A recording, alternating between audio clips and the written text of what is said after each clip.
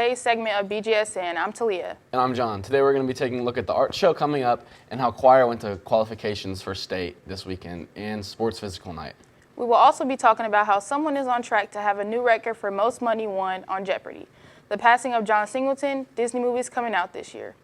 And as always, sports with Garrett Norcross. But first, here's Jaden Petty with your weather. Thanks, Talia. You might want to grab your umbrellas with today looking cloudy, having a high of 69 and a low of 54 with an 86% chance of rain.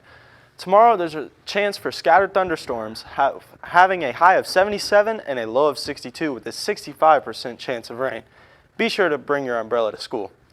Thursday is looking very rough with a chance for thunderstorms, having a high of 73 and a low of 54 with a 78% chance of rain. Be careful out there, Hornets. That's all for your daily dose of weather. Back to Talia and Posse for the rest of your daily news. Beach Grove Jubileers had state quals this past Friday. Tiana went out and got the scoop. The Beach Grove Jubileers traveled all the way to Franklin Central on Friday night to perform for state qualifications, where they performed 3 pieces chosen by director Michael Dean. I spoke with junior Taylor McLeod for more.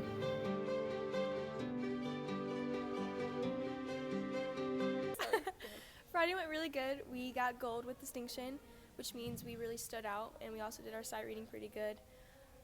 We sang St. Bounds to Heaven, Ballad to the Moon, and Yan Yan. I then went on and asked Taylor her favorite things about choir and what she will miss. My favorite thing about choir is everything, having that family and being so close to Mr. Dean, our director. I will definitely miss all the laughs from the seniors, and I'll miss the slow songs that we always do. It's my favorite. The annual district art show is coming up on May 14th. The show is free and public with projects from our students K through 12. Here's Devin Terry with a little reminder.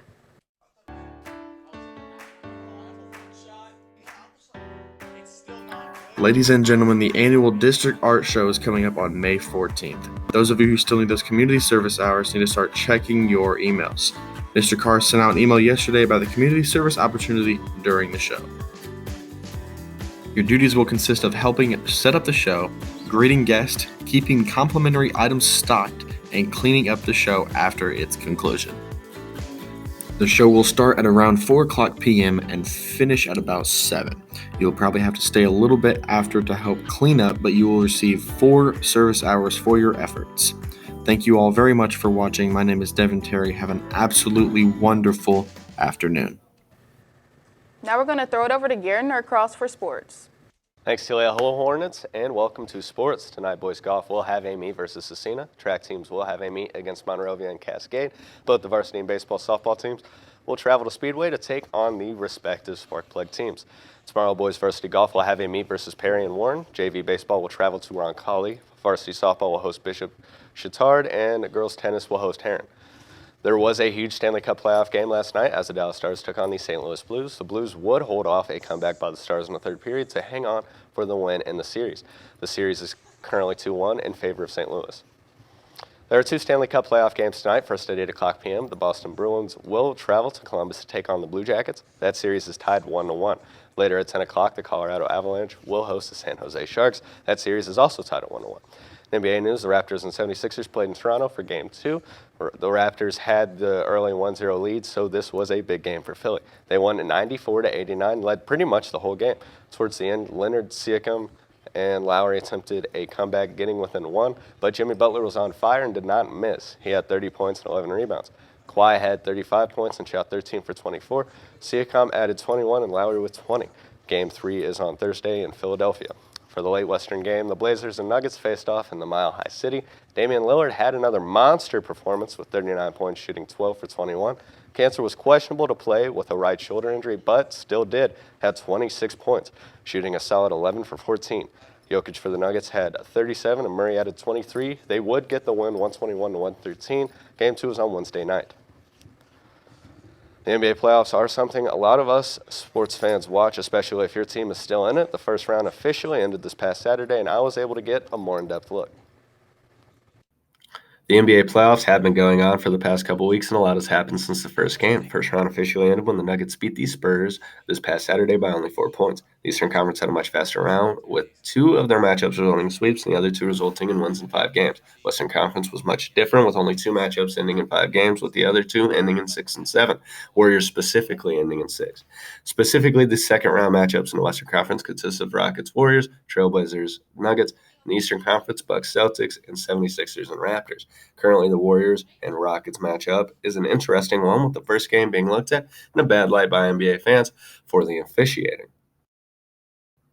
Many people have viewed this game as biased to the Warriors for many missed calls, most calls specifically being about the landing space flagrant. This foul has been deemed as the Zaza rule because Zaza Pachulia caused Kawhi Leonard's injury by not allowing him space to land. Chris Paul in the last 8 seconds picked up a second technical after protesting a non-call to the refs. He was promptly ejected shortly after. He would be fined the following day by the NBA $35,000. NBA would make a statement after the game stating that there was a foul at the 5-second mark and Eric Gordon should have gotten free throws. Their next game is tonight. In the Trailblazers-Nuggets matchup, the Trailblazers are 1-0, losing 113-121. That is probably due to only 4 of their players scoring more than 4 points. In the Eastern Conference, the Bucks lost to the Celtics 112-90, with Al Horford dominating Giannis Antetokounmpo in the paint. The Raptors are tied with the 76ers 1-1, with their next game being in Philly Thursday. That is all for the NBA playoffs. I am Garrett for Bgsn. That is all for sports. I'm going to toss it back to the desk.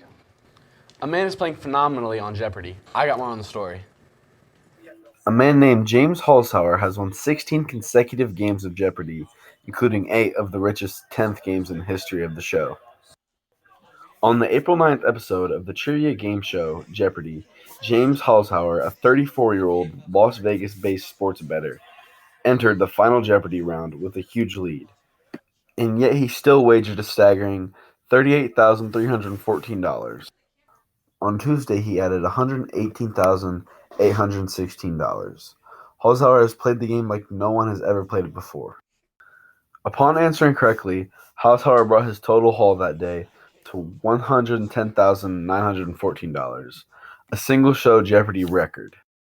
Just a week later, he broke his own one-day record, winning $131,127 on April 17th. With his total winnings sitting above $1 million and counting, he is well on his way to surpassing the $520 million won by famous Jeopardy record holder of all, Ken Jenkins. The next episode of Jeopardy will be on April 30th, where James will try to keep his streak. I'm John Pasiano, signing off from BGS. Did you ever have a favorite Disney movie as a kid? Well, you might just be able to see it again in theaters this summer. Alexis got more. Walt Disney Studios is dropping a lot of movies this summer. Some might even include your favorite Disney movie from when you were a kid. Movies such as The Lion King, which comes out on July 19th, Dumbo, which has already been out since March 29th, Aladdin that comes out next month on May 24th, and the famous Toy Story 4 that comes out on June 21st. With all these movies coming out, I asked Mariana Davis if she was excited to see any of these movies and which one. I'm going to see Aladdin. Aladdin growing up was my favorite movie. I personally really love Jasmine. And going to go see the movie in real life be a very fun experience for me. So, if you're bored this summer and want to do something, I highly suggest checking out these new movies at your local AMC theater. Once again, this has been Alexis Whiteman from Beech Grove Student News. Back to you. They messed it up. Yesterday, John Singleton. On Thursday, May 9th, 6 from 8 p.m., Beech Grove High School will be hosting Sports Physical Night for the 2019 to 2020 school year. The physical will be valid until the end of the 2020 school year. This is a great opportunity to get it done so you don't have to worry about it later. And the best part is that it only costs $20. That's all for today's segment of BGSN. Make sure to follow us on Twitter at BG Student News. And make sure you hit that subscribe button and bell icon to get notified that we go live. I'm Talia. And I'm John. Have a fantastic day, Hornets.